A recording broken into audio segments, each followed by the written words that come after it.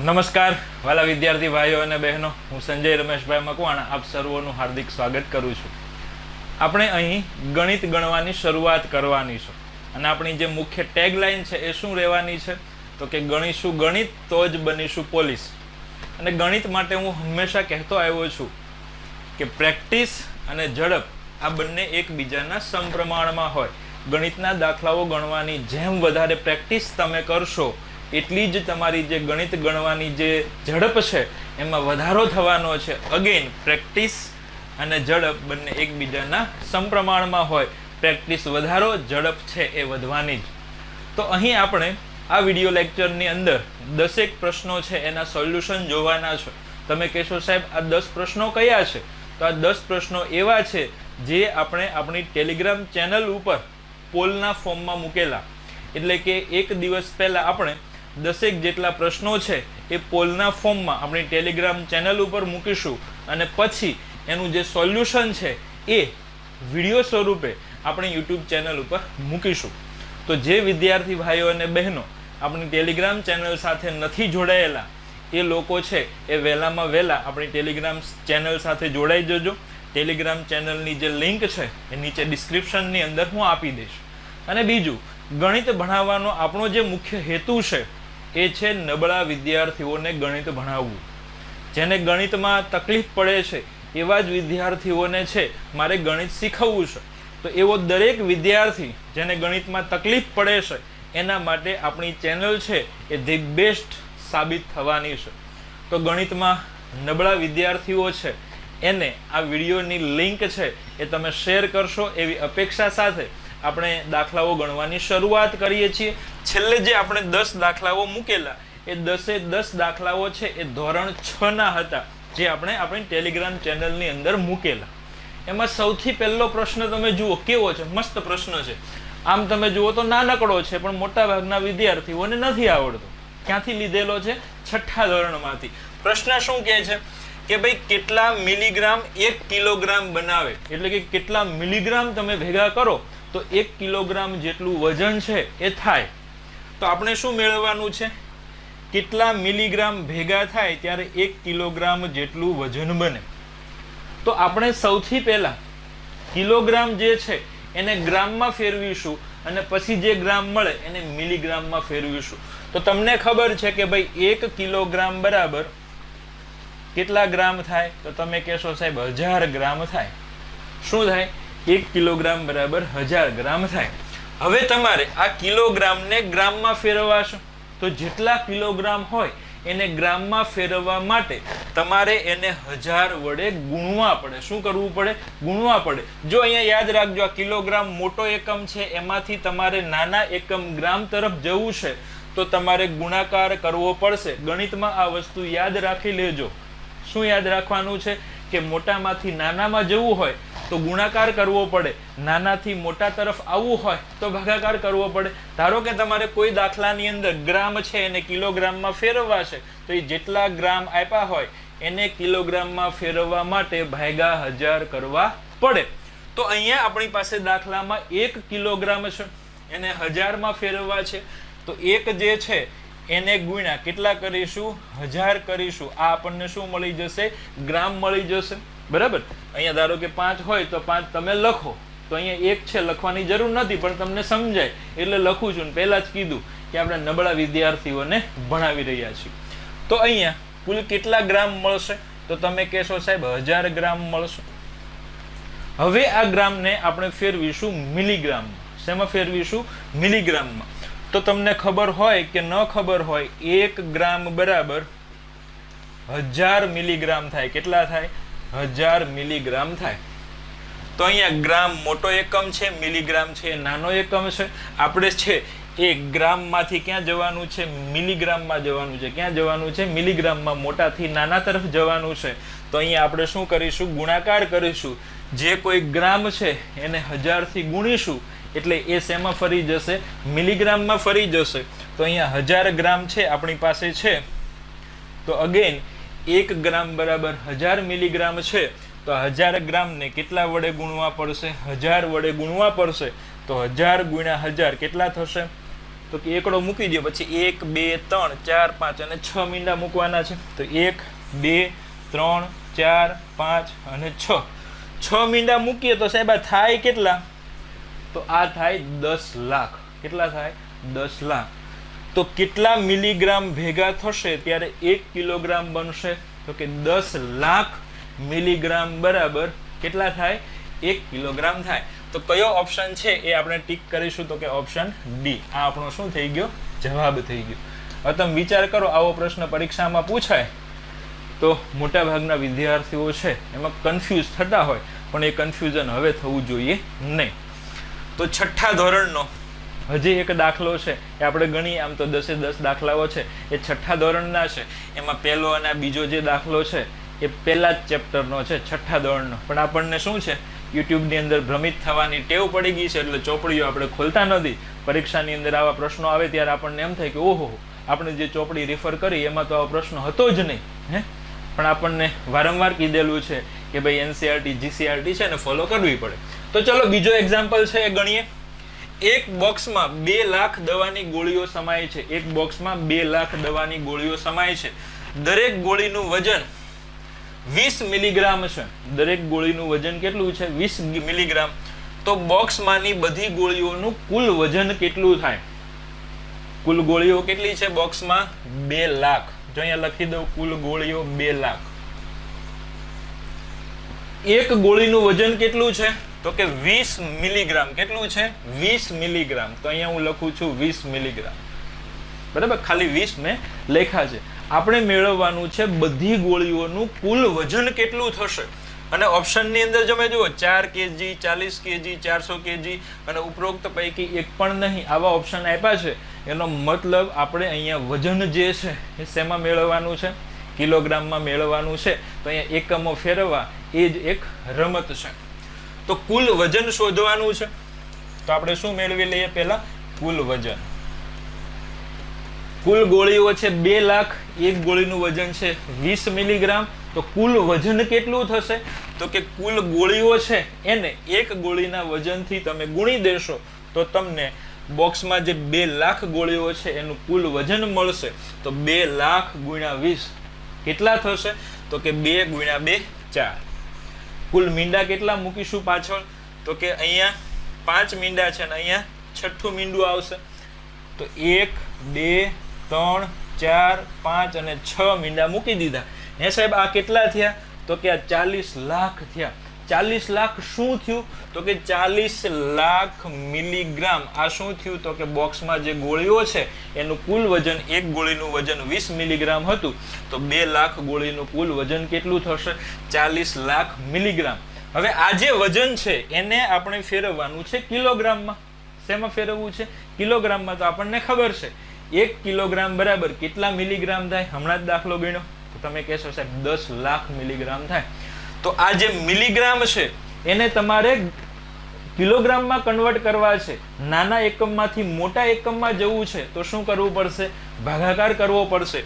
તો આ જે 40 લાખ છે એને આપણે કેટલાથી ભાગી દેશું? તો 10 લાખથી ભાગીશું. કેટલાથી ભાગીશું? 10 લાખથી. 10 લાખથી શું કામ ભાગ્યા? તો કે 1 કિલોગ્રામ બરાબર 10 લાખ મિલીગ્રામ થાય છે એટલા માટે. તો અહીંયા જો બધા મીંડા વયા ગયા. શું થયું? બધા મીંડા વયા ગયા. છેલ્લે શું વધ્યું? 4. અને 4 શેમાં મળશે આપણને? કિલોગ્રામમાં. તો બોક્સમાં જે બધી ગોળીઓ છે એનું કુલ વજન છે એ 4 કિલોગ્રામ થવાનું છે. કયો ઓપ્શન ટીક કરશું? ઓપ્શન એ છે એ આપણું શું આવશે? જવાબ આવશે. આગળ વધીએ અને નેક્સ્ટ એક્ઝામ્પલ છે એ ગણીએ. જો બહુ સારો એવો દાખલો છે. આ પણ ધોરણ 6 ચેપ્ટર 1 નો દાખલો છે. ગણતરીઓ કરવાની છે. ખાલી શું કરવાનું છે? ગણતરીઓ. શાળા અને વિદ્યાર્થીના ઘરની વચ્ચેનું અંતર 1 કિલોમીટર 875 મીટર છે. એ કિલોમીટર મીટર બધું મિક્સ આપ્યું છે. રોજિંદા તે આવતા અને જતા બંને વખત ચાલે છે. સ્કૂલે જાય તોય ચાલીને જાય, આવે તોય ચાલીને આવે. એટલે આ જે 1 કિલોમીટર 875 મીટરનું અંતર છે એને એક દિવસમાં 2 વખત છે એ કાપવાનું છે, પસાર કરવાનું છે. તો 6 દિવસમાં તેના દ્વારા આવરી લેવાતું કુલ અંતર શોધો. તો 6 દિવસમાં આ ભાઈ છે એ કેટલું અંતર કાપશે? તો ઘર અને શાળા વચ્ચેનું અંતર કેટલું છે? તો કે 1 કિલોમીટર 875 મીટર. આને પહેલા હે ને બધું મીટરમાં કરી નાખો. તો 1 કિલોમીટર એટલે 1000 મીટર અને 875 તો 1000 અને 875 કેટલા થશે? તો કે 1875 મીટર અંતર છે એને ખાલી સ્કૂલે જવા માટે કાપવું પડશે. પછી પાછો આવશે એટલે પાછું કેટલું કાપવું પડશે? તો કે 1875 એક વખત એવું 2 વખત કાપવું પડશે એટલે એને ગુણ્યા શું કરશું? 2 એટલે કે ડબલ અંતર કાપવું પડશે. તો એક દિવસમાં એ ભાઈ કેટલું અંતર કાપશે? તો તમે કહો સાહેબ આનો ગુણાકાર કેમ કરવો? તો 18 ગુણ્યા 2 36 એટલે 3600 કારણ કે 1800 છે એટલા માટે અને 75 ગુણ્યા 2 એટલે 150 તો કેટલા થશે? 3600 અને 150 તો તમે કહેશો સાહેબ 3750 થાય. તો આ મિત્ર એક દિવસમાં એટલે કે એક વખત સ્કૂલે જશે અને પાછો આવશે તો કુલ કેટલું અંતર કાપશે? તો તમે કહેશો 3750 મીટર અંતર કાપશે. તો એ 6 દિવસમાં કુલ કેટલું અંતર કાપશે? તો કે એક દિવસમાં જે કાપ્યું છે એને ગુણ્યા 6 કરી દો. તો અહીંયા આપણે શું કરશું? 3750 એને ગુણ્યા 6.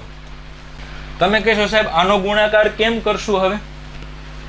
તો આ 3 6 18 એટલે એને કેટલા કહેવાય? 18000 કહેવાય. જો આ બધું મોઢે કરવાનું હોય 3 6 18 કારણ કે 3000 છે એને ગુણ્યા 6 કરું તો 18000 મને મળે. આ 7 6 42 એ 700 છે એટલે કેટલા આવશે? 4200 આવશે. પછી શું આવશે? તો કે 50 ગુણ્યા 6 50 ગુણ્યા 6 કેટલા થશે? 300 થશે. તો 18000 અને 4200 22200 અને આ 300 તો કેટલા થશે? 22500. એ શું આવશે? મીટર આવશે. તમે જવાબો ઉપર નજર કરશો તો તમને ખબર પડશે કે અહીંયા પણ એકમો છે એ મિક્સમાં આપેલા છે. તો 22000 છે એને શું કહેવાય? 22 કિલોમીટર અને પાછળના જે 500 છે એને શું કહેવાય? મીટર. તો આ જે વિદ્યાર્થી છે એ 6 દિવસની અંદર કુલ 22 કિલોમીટર 500 મીટરનું અંતર કાપશે. કયો ઓપ્શન છે એ સાચો પડશે? તો કે ઓપ્શન સી છે એ સાચો પડશે. નેક્સ્ટ એક્ઝામ્પલની અંદર જઈએ. ગુણોત્તર અને પ્રમાણનો છે એ પ્રશ્ન અહીંયા આપણી સમક્ષ આવ્યો છે. આ પ્રશ્ન પણ ધોરણ 6 નો છે. આ ચેપ્ટર સૌથી પહેલા નથી, પાછળ ક્યાંક આપેલું છે, જોજો. મારે તમને સાથે સાથે NCERT GCERT પણ જોતા કરવા છે, બરાબર? એકલું YouTube છે એ આપણને પાસ ન કરાવી શકે, બરાબર? તો અહીંયા જુઓ શું કીધું છે કે 1 ડઝન પેનની કિંમત 180 રૂપિયા છે અને 8 બોલપેનની કિંમત 56 રૂપિયા છે. પેન અને બોલપેનની કિંમતનો ગુણોત્તર શોધો. કેટલો સરળ દાખલો છે.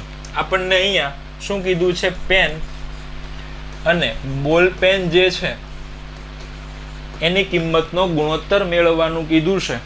આપણને અહીંયા કેટલી પેન છે એની કિંમત આપી છે?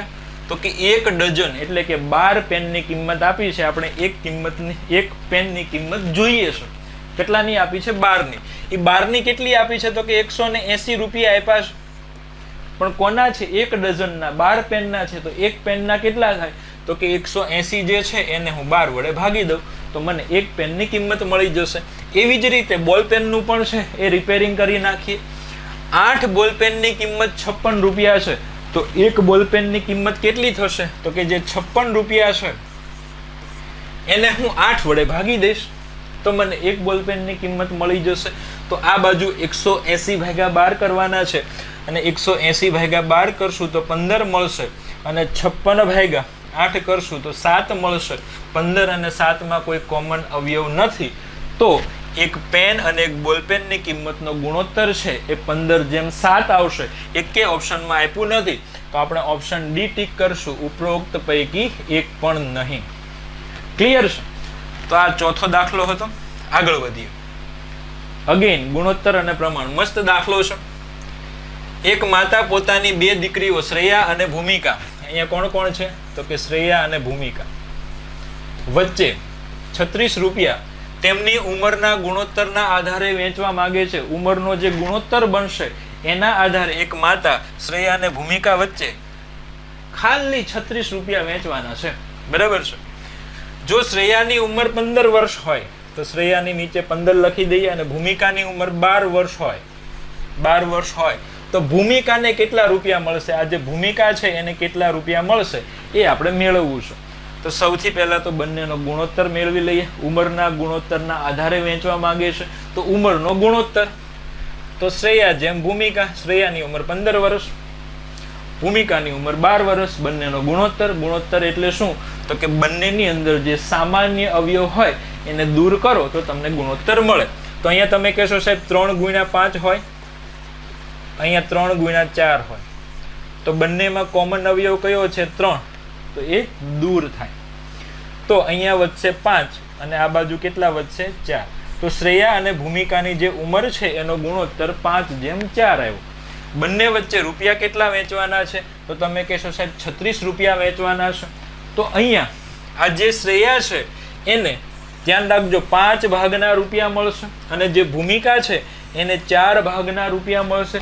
કુલ અહીંયા કેટલા ભાગ થશે? તો તમે કહેશો સાહેબ 9 ભાગ થશે. કુલ કેટલા રૂપિયા થશે? 9 ભાગના થશે અને એ 9 ભાગની કિંમત આપણને અહીંયા 36 રૂપિયા આપેલી છે. તો એક ભાગની કિંમત મને કેટલી મળશે? તો કે 36 ભાગ્યા કેટલા કરવાના? 9. તો આ 9 ચોકુ 36, એક ભાગની કિંમત કેટલી આવશે? તો કે 4 રૂપિયા આવશે. કેટલી આવશે? 4 રૂપિયા આવશે. અને ભૂમિકાને કેટલા રૂપિયા આપવાના છે આપણે? તો કે 4 ભાગના રૂપિયા આપવાના છે. એક ભાગના 4 રૂપિયા, તો 4 ભાગના કેટલા રૂપિયા? તો તમે કહેશો સાહેબ આ જે 4 છે એને 4 વડે ગુણી દો. તો 4 × 4 કેટલા થશે? 16 રૂપિયા. આ કોને આપણે આપી દઈશું? ભૂમિકાબેનને આપી દઈશું. તો આપણો જવાબ શું આવશે? 16 રૂપિયા. શ્રેયાને કેટલા રૂપિયા મળે? 5 ભાગના. એક ભાગની કિંમત 4 રૂપિયા, તો આ 5 છે એને ગુણ્યા તમે 4 કરી દો તો શ્રેયાને તમે કેટલા રૂપિયા આપી દેશો? 20 રૂપિયા. તો અહીંયા પણ જુઓ 20 અને 16 36 રૂપિયા છે એ થઈ જાય છે. ઉનાળામાં વિડીયો બનાવું છું એટલે ગરમી પણ ગજબની છે, કઈ વાંધો નહીં. ચલો 91, 112 અને 49 નો ગુસાઅ શોધો. મસ્ત દાખલો આવ્યો છે. અહીંયા આપણને આપ્યા છે 91.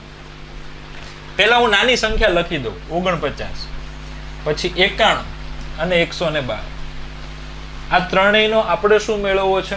ગુસાઅ મેળવવો છે. ગુસા મેળવવા માટે અઢળક રીતો છે એ અવેલેબલ છે. અહીંયા હું તમને એક ઈઝી રીત છે એ શીખવાડવાનો પ્રયત્ન કરું છું, બરાબર છે? અને એ રીતનું નામ છે તફાવતની રીત.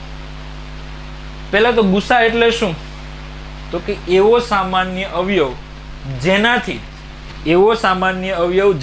તમે 49, 91 અને 112 ત્રણેયને ભાગી શકો. ફરી વાર બોલું છું, એવો સામાન્ય અવયવ જેનાથી તમે આપેલી બધી સંખ્યાઓને ભાગી શકો, એ સામાન્ય અવયવને આ બધી સંખ્યાનો ગુસાઅ કહેવાય, ગુરુત્તમ સામાન્ય અવયવ કહેવાય, બરાબર? તો સાહેબ એ મળશે કઈ રીતે? તો કે અહીંયા આપણે તફાવતની રીતનો ઉપયોગ કરવાનો છે. તફાવતની રીતમાં પહેલી બીજી સંખ્યાનો તફાવત લેવાનો, બીજી અને ત્રીજી સંખ્યાનો તફાવત લેવાનો અને પહેલી અને ત્રીજી સંખ્યાનો તફાવત છે એ લેવાનો. એ જે ત્રણેય તફાવતો તમને મળે એમાં જે સૌથી નાનો તફાવત હોય એના ઉપર આપણે ફોકસ કરવાનું રહેશે.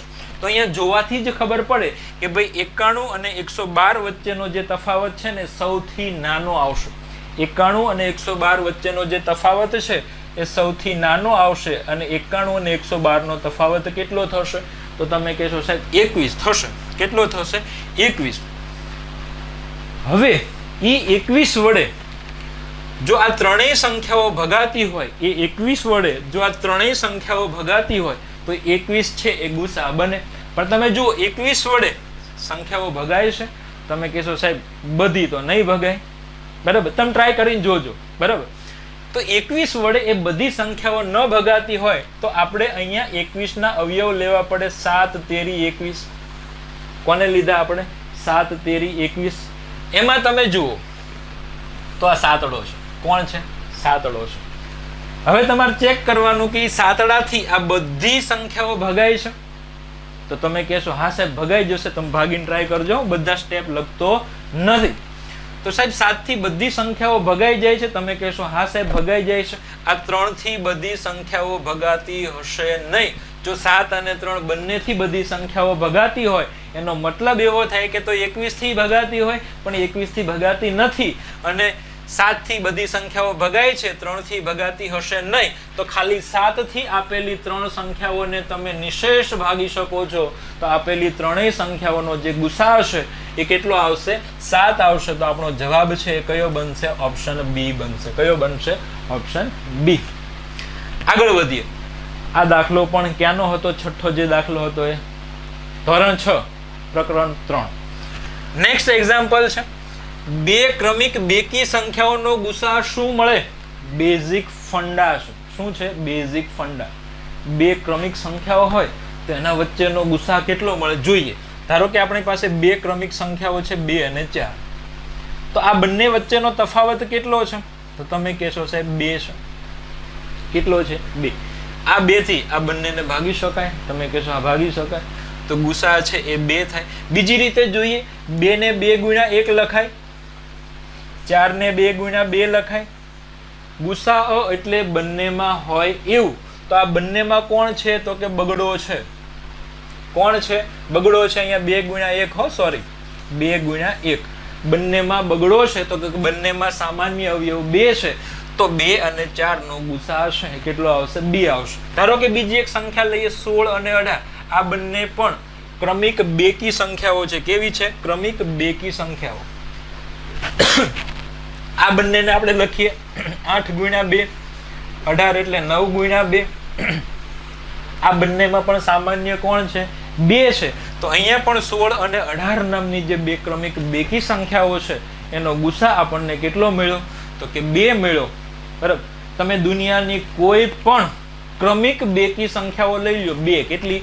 2 ક્રમિક બેકી સંખ્યાઓ લઈ લેશો, એ બંને સંખ્યામાં કોમન બગડો જ હશે. તો યાદ રાખવાનું છે, દિલમાં વસાવી લેવાનું છે કે ભાઈ બે ક્રમિક બેકી સંખ્યાઓનો ગુસા હંમેશા 2 મળે. કેટલો મળે? 2 મળે. તો અહીંયા આપણો જવાબ છે એ કયો થશે? ઓપ્શન બી થવાનો છે. ઉપરોક્ત પૈકી એક પણ નહીં એવો જવાબ આવવાનો નથી. આગળ વધીએ. 8 નંબરનો દાખલો. 8, 10, 12 થી વિભાજ્ય 3 અંકોની સૌથી મોટી સંખ્યા શોધો. જેનો કન્સેપ્ટ ક્લિયર ન હોય એ આમાં કન્ફ્યુઝ થાય. અને યુટ્યુબની અંદર તમે વિડીયો લેક્ચર્સ જોશો તો તમને શોર્ટકટ મેથડ્સની ભરમાર છે એ જોવા મળશે.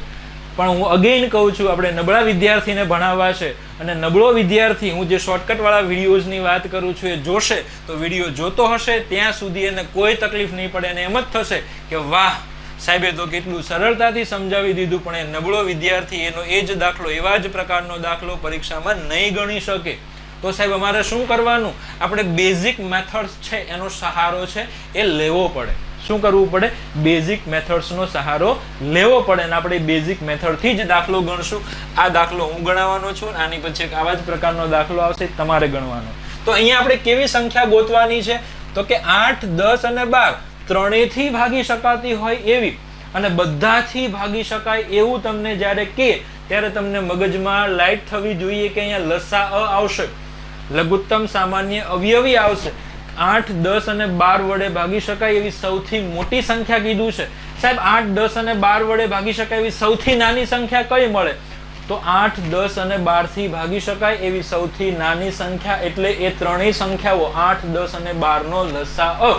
તો જે સૌથી મોટી સંખ્યાને હું 8, 10 અને 12 ના લસાથી ભાગી શકીશ એ સંખ્યાને હું 8, 10 અને 12 વડે પણ ભાગી શકીશ. તો અહીંયા આપણે 3 અંકોની એવી સૌથી મોટી સંખ્યા ગોતીશું જેને હું 8, 10 અને 12 ના લસાથી ભાગી શકું. તો સૌથી પહેલો પ્રશ્ન અહીંયા એ આવશે કે 8, 10 અને 12 નો લસા મેળવવો પડશે. અને 8, 10 અને 12 નો જે લસા હશે એ મિત્રો 120 આવશે. કેટલો આવશે? 120. લસા ગુસાનો બેઝિક કન્સેપ્ટ તમારો ક્લિયર નથી તો આપણે યુટ્યુબ ચેનલની અંદર બધા જ વિડીયો લેક્ચર અવેલેબલ છે. ગણિતનો 13 થી 14 કલાકનો લેક્ચર મૂકેલો છે. મિત્રો એ જોજો, બરાબર? ત્યાં ડિટેલમાં સમજાવ્યું છે. અહીંયા 120 મેં ડાયરેક્ટ કેમ લખ્યા ને ત્યાં ડિટેલમાં સમજાવ્યું છે. મેં કોઈ શોર્ટકટથી લખ્યા નથી, કન્સેપ્ટથી છે 120 લખ્યા છે. એ તમારે પણ શીખવું છે. તે 13 કલાકનો વિડીયો છે એ અવેલેબલ છે.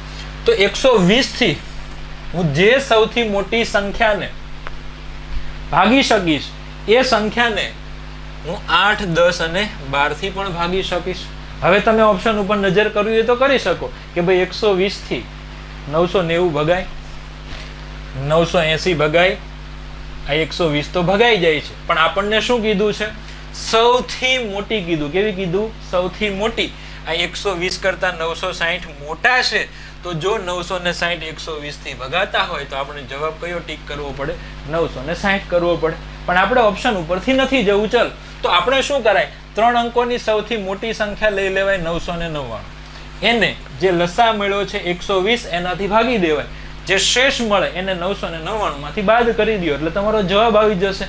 કાંઈ તુક્કા લગાવવાની જરૂર નથી. જે જવાબ મળશે પરફેક્ટ મળશે. તો 120 અઠ્ઠા 12 અઠ્ઠા 96 અને પાછળનું મીંડું એક લગાવી દો. 999 માંથી 960 બાદ કરો તો 39 છે એ મળશે. 999 માંથી તમે 39 બાદ કરશો તો તમને 960 મળશે. જે શું મળ્યું? 3 અંકોની મોટામાં મોટી સંખ્યા મળી, જેને તમે 8, 10 અને 12 આ ત્રણેયથી ભાગી શકો. શું કરી શકો? ભાગી શકો. આગળ વધીએ. 9 નંબરનો દાખલો છે એ તમારે જાતે ગણવાનો છે. અગેન 13 કલાકનો વિડીયો લેક્ચર છે ને એની અંદર આ પ્રકારના દાખલાઓ છે. બેઝિક કન્સેપ્ટથી શીખવા છે. બેઝિક કન્સેપ્ટ છે ને એની અંદર મેં 1.5 કલાક લસાગુસાનો શીખવો છે. જોજો તમે, બરાબર. અને આ દાખલાનો જવાબ તમારે છે એ ડિટેલમાં કમેન્ટ કરવાનો છે અને તમે એ કરશો એવી મને અપેક્ષા છે. આગળ વધીએ. જો મસ્ત દાખલો આવ્યો છે. ટેન્શન ન લે, મારું બોર્ડ બંધ થઈ ગયું. ફરી વાર શરૂ કરી દઈએ આપણે. 9 નંબરનો દાખલો કે ભાઈ એક ટેન્કરમાં અનુક્રમે 403, 434 અને 465 લીટર ડીઝલ છે. 3 ટેન્કર છે. એકમાં 403, બીજામાં 434 અને ત્રીજામાં 465 લીટર ડીઝલ છે. આ સાધનની મહત્તમ ધારણ શક્તિ, મહત્તમ મોટામાં મોટું આવું બધું તમને જોવા મળે તો ત્યારે ગુસા આવશે એવું પહેલા તમને ખબર પડી જવી જોઈએ. શોધો કે જે આ ત્રણેય ટેન્કરોના ડીઝલને પૂરેપૂરું માપી શકે. એટલે કે એક માપ તમારે એવું ગોતવાનું છે જે આ ત્રણેય ટેન્કરનું ડીઝલ માપે ને તો પૂરેપૂરું માપી શકે. ધારો કે જે સાધન છે એનું માપ ફોર એક્ઝામ્પલ 5 લીટરનું હોય તો આમાંથી 5 લીટર તમે કાઢો ને તો છેલ્લું જે તમે પાછું માપીને કાઢો ને તો એ 5 લીટર જ નીકળવું જોઈએ. પછી 2 લીટર વધે એમ નહીં, સરખું જ મપાવવું જોઈએ. એમાં કઈ ફેર પડવો જોઈએ નહીં. તેવું કયું માપ હશે જે આ ત્રણેયને માપી શકે? તેવું માપ એટલે આ ત્રણેય સંખ્યાઓનો ગુસા. ત્રણેય સંખ્યાઓનો ગુસા. હવે આ દાખલો તમે પેલી નિસરણી વાળી રીતથી ને બીજી કોઈ રીતથી ગણવા જાવ તો કેમ થાય? તો આ દાખલો પણ આપણે શેનાથી ગણવાની ટ્રાય કરીએ? તફાવતથી. તો 403 અને 434 નો તફાવત કેટલો આવશે? 31 આવશે. પછી બીજી ત્રીજી સંખ્યાનો તફાવત, પછી ત્રીજી અને પહેલી સંખ્યાનો તફાવત જોઈ લેજો. સૌથી નાનો હોય લેવાનો. અહીંયા સૌથી નાનો તફાવત 31 છે. અને પછી જોવાનું કે 31 થી આ બધી સંખ્યાઓ છે એ ભાગી શકાય છે કે નહીં. અહીંયા ચલો હું તમને દેખાડું ભગાય છે કે નહીં. તો 31 એકા 31, 31 એકા 31, 40 માંથી 31 જશે તો કેટલા આવશે? 9 આવશે. અહીંયા થઈ ગયા 93. 31 તેરી 93, 93 માંથી 93 ગયા 0, કાંઈ વધ્યું નહીં. તો 403 ને 31 થી ભાગી શકાય છે, બરાબર. એવી રીતે 434 ને 31 થી ભાગજો, 465 ને 31 થી તમે ભાગજો અને જોશો તો ખબર પડશે કે આ ત્રણેય સંખ્યાઓ છે 31 થી ભગાઈ જાય છે. તો અહીંયા આપણો ગુસા હશે એ કેટલો આવશે? 31 આવશે. અને આપણને જે સાધનની ક્ષમતા માંગી છે એ કેટલી આવશે? 31 લીટરની આવશે. તો અહીંયા આપણો જવાબ છે મિત્રો એ શું બનવાનો છે? 31 લીટર છે. એ બનશે ઓપ્શન ડી. આગળ જઈએ.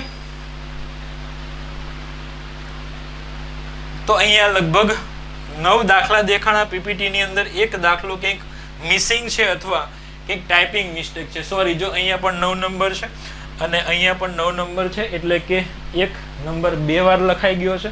એટલે તમને એવું લાગશે કે આ શું છે, પણ 10 જ દાખલાઓ હતા. એક દાખલો છે એ મેં તમને હોમવર્કમાં આપ્યો છે. અને બીજી મહત્વની વાત જે મારે તમને કહેવી છે એ ધ્યાનથી સાંભળજો કે આપણે હંમેશા વાત કરતા હોઈએ છીએ કે આપણે સ્પર્ધાત્મક પરીક્ષાની તૈયારી કરવી હોય તો કેવા કેવા ક્વોલિફિકેશનની જરૂર પડે. આપણે ફલાણી સરકારી નોકરી જોઈએ છે તો આ ક્વોલિફિકેશન જોઈએ છે. પણ